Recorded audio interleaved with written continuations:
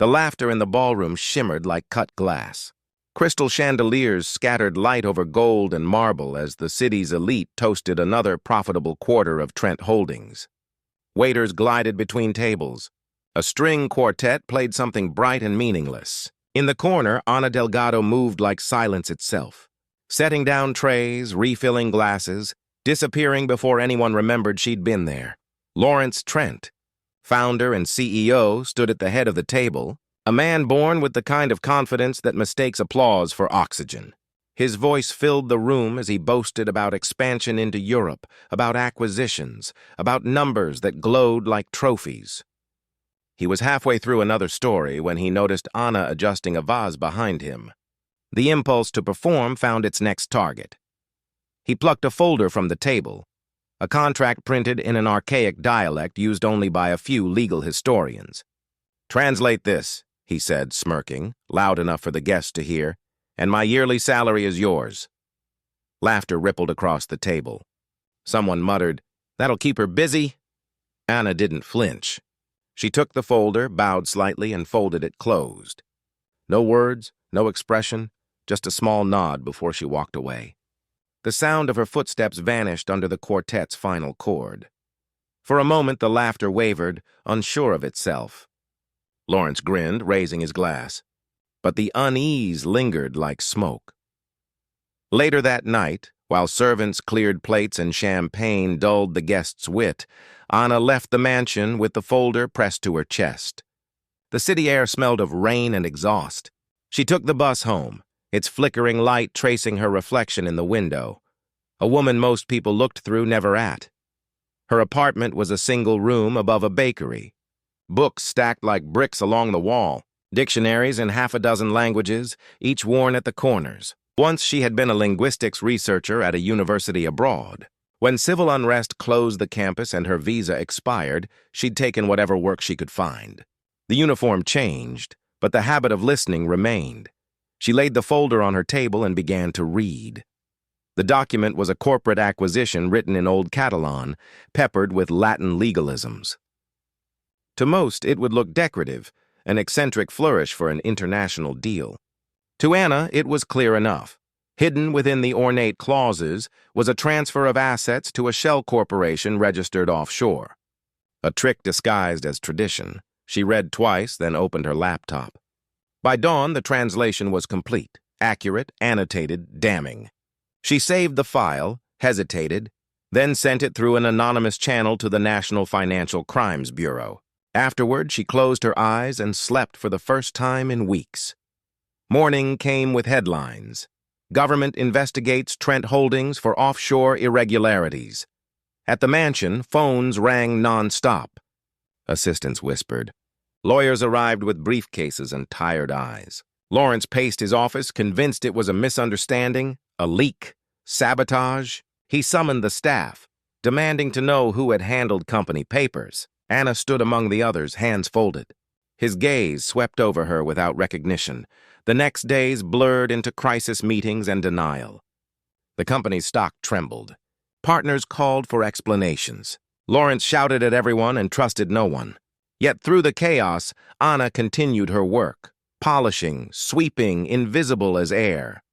When the lawyers warned that someone inside might have exposed the document, suspicion turned inward.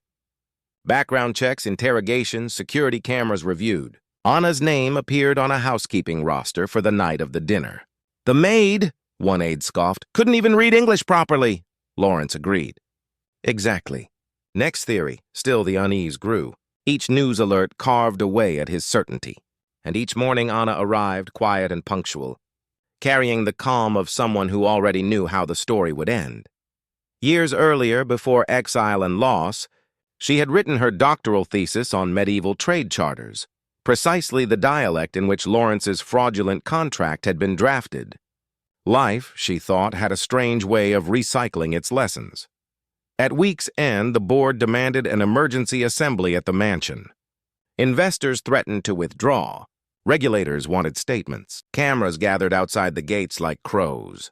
Lawrence prepared his defense, rehearsing charm that now felt heavy and brittle. Inside the kitchen, Ana rinsed dishes, radio humming softly. She heard his voice in the hallway, low and furious, then the slam of a door. She dried her hands and stepped out to fetch linens.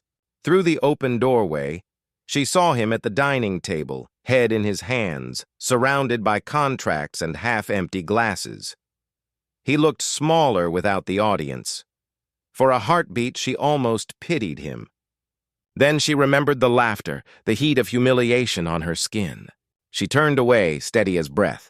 That night, she printed a copy of the translation and sealed it in an envelope. No signature, no note, only truth, rendered in the same precise ink she once used for academic journals. The next morning, the envelope lay on Lawrence's desk when he arrived. The translation covered every line of the original document, ending with a footnote referencing modern fraud statutes. He skimmed it, then stopped. His own name appeared beside clauses he hadn't written but had signed. The realization hit like a blade sliding between ribs. His assistant found him standing at the window, face gray. "Who did this?" he asked. She shook her head. "It came by courier. For hours he made calls, but the calls didn't matter." The evidence had already reached authorities. Reporters outside shouted questions. Drones hovered above the gate. He gathered the household staff that afternoon, voice raw with panic. "Someone here betrayed me," he said. "If you know anything, speak now." Silence filled the hall. Eyes dropped. Then softly, Anna stepped forward. Not bold, not defiant, just present. "You wanted this translated," she said, placing a fresh copy of the document on the table. Lawrence stared. "You?" she nodded once. "Old Catalan. I thought you might appreciate accuracy." He snatched the pages, skimming until he reached the incriminating clause. When she began to recite it aloud, word for word, each syllable clear and steady, the room stopped breathing. The lawyers looked at one another, realizing the trap he'd built for himself. Anna finished the paragraph, closed the folder, and stepped back. "Now you understand, sir." The words hung there, neither cruel nor kind, simply factual. He sank into a chair. The facade cracked completely. For a long moment, nobody spoke. The only sound was the slow tick of the clock above the fireplace. Then, without a word, Anna turned and walked away, leaving the papers on the polished table. Her footsteps echoed down the hall like punctuation, at the end of a sentence that everyone finally understood. That evening, the mansion changed temperature. The air itself felt thinner, as if the walls no longer believed in the man who owned them. Lawrence remained in the chair, staring at his own signature beneath paragraphs he barely remembered approving. Every stroke of ink was proof of arrogance disguised as confidence. By dawn, the story had reached the business channels. Regulators raid Trent Holdings. Helicopters whirled above the headquarters. Cameras caught footage of boxes carried out through glass doors that once reflected nothing but pride. The empire that had looked untouchable began to crumble, not with fire or scandalous drama, but with quiet documentation. The very language he had mocked turned against him. Inside the mansion, Anna continued her duties until the day they told her not to return. She nodded, collected her final pay envelope, and left through the servants' gate without looking back. The money inside would cover 1 month's rent, but the true payment was invisible. She had taken back her name.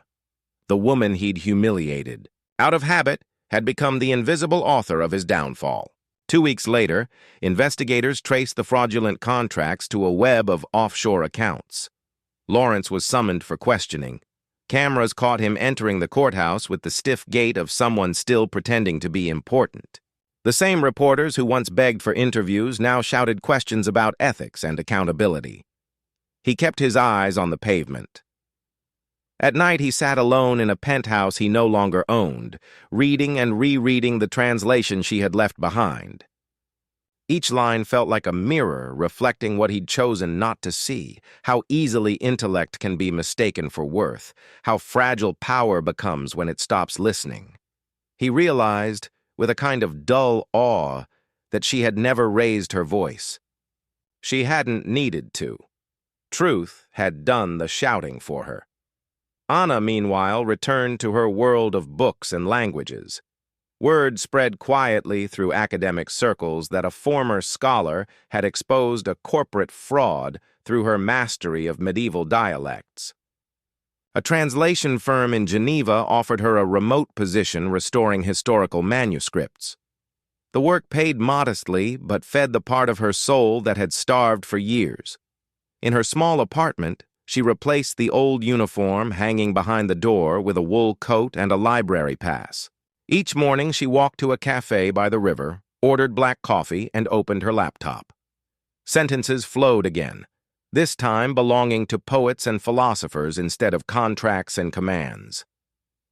One afternoon, she received an email from an address she didn't recognize. No subject line, no greeting, only a single sentence. "I'm sorry." She read it twice, then deleted it. Forgiveness, she decided, wasn't hers to give or withhold. It had already been written into the translation, the justice of clarity. Months passed. Trent Holdings was sold to its competitors in pieces. Lawrence relocated to a smaller city under a different name, giving lectures about corporate humility. The irony tasted metallic even to him, but speaking the words helped him believe them. He kept a framed copy of Anna's translation on his desk as a reminder that literacy isn't the same as understanding. Power had spoken loudly, wisdom had whispered, and the whisper endured. Anna's life unfolded quietly.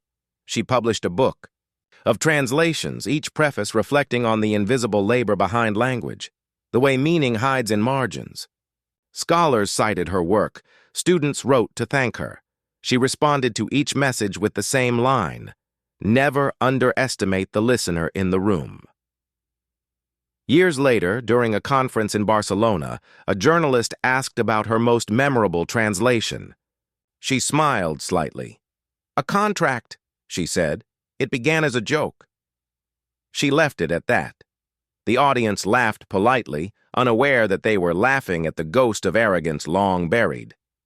When the session ended, she stepped outside into sunlight sharp as glass. Across the square, a street musician played an old Catalan song she hadn't heard since childhood. She paused, listening. The melody rose, unhurried, forgiving. Back in her hotel room, she opened her journal and wrote a final note to herself. Words are the only currency that never devalues. Spend them carefully. That night, far away in a quiet apartment overlooking a different river, Lawrence Trent read an article titled "The Linguist Who Saved Millions." The photo showed only hands resting on a manuscript. He recognized them instantly. For the first time in years, he smiled, not with pride but with relief. The lesson had finally reached him.